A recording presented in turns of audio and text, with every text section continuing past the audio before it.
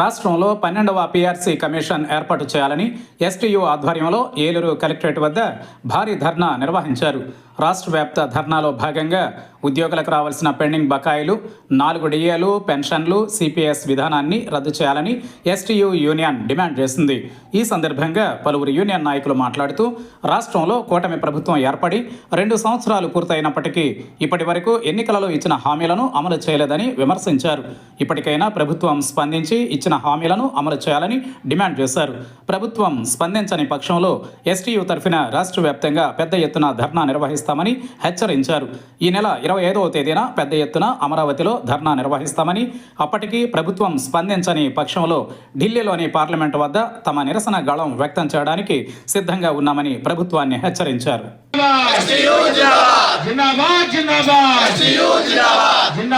నియమించాలి 12 PRC కమిటీని వెంటనే. STU ఉద్యమం చేస్తూ ఉందో టీచర్స్ యూనియన్ రాష్ట్ర వ్యాప్తంగా చేస్తూ ఉన్నారు. ఇది పీఆర్సీ 12వ పీఆర్సీ కమిటీ వేయాలని చెప్పి డిమాండ్ చేస్తూ ఉన్నారు. న్యాయమైన డిమాండ్, అది చేయడం లేదు.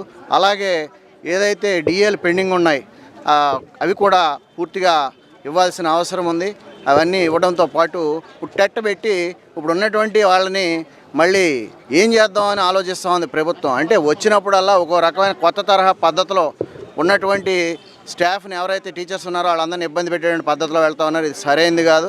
కాబట్టి అటువంటి విధానాలు మానుకోవాలని, ఏదైతే గతంలో ఈ పెన్షన్ సిస్టమ్ ఉందో దాన్ని ఇప్పుడున్నటువంటి సిస్టమ్ని రద్దు చేసి పాత పెన్షన్ సిస్టమ్ ఏదైతే ఉందో ఆ సిస్టమ్ని అమలు చేయమని చెప్పి చాలా కాలం నుంచి ఉద్యమం చేస్తూ ఉన్నారు.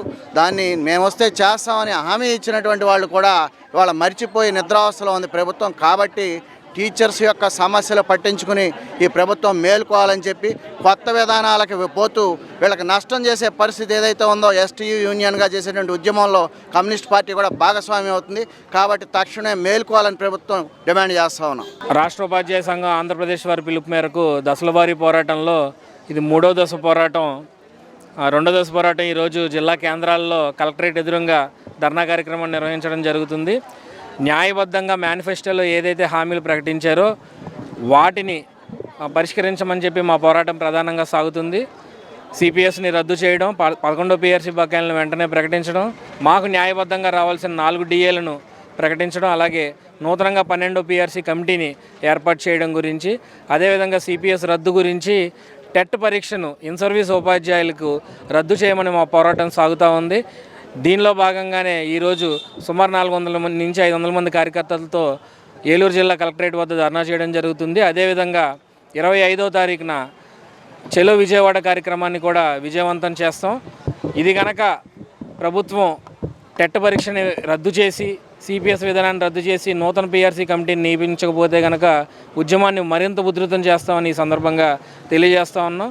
ఇన్ సర్వీస్ ఉపాధ్యాయులు ఇప్పటికే ప్రమోషన్ కొరకు కానీ అనేక విధమైన డిపార్ట్మెంటల్ టెస్టులు అన్నీ రాసి క్వాలిఫై అయి ఉన్నారు.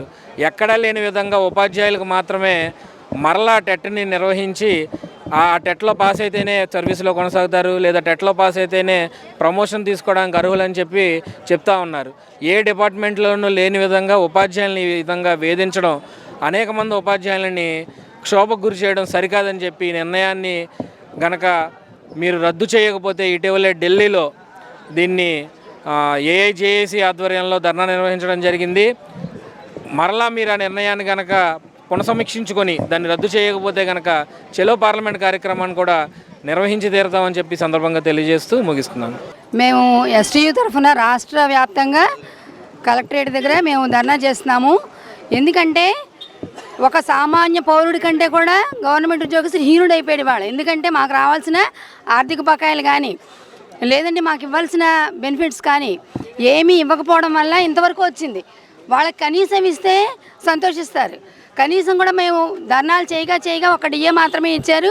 సంక్రాంతికి ఇంకో డిఏ ఇస్తామన్నారు, ఇవ్వలేదు. 12వ పీఆర్సీ కమిషన్ ఇంతవరకు నియమించలేదు. దానివల్ల మేము మళ్ళీ ఇంకో పీఆర్సీ నష్టపోయే అవకాశం ఉంది. రివర్స్ పీఆర్సీ ఇచ్చిన వాళ్ళు ఇంటికి ఎందుకు పంపించారు, అది కొంచెం ఆలోచించుకోవాలి వాళ్ళు.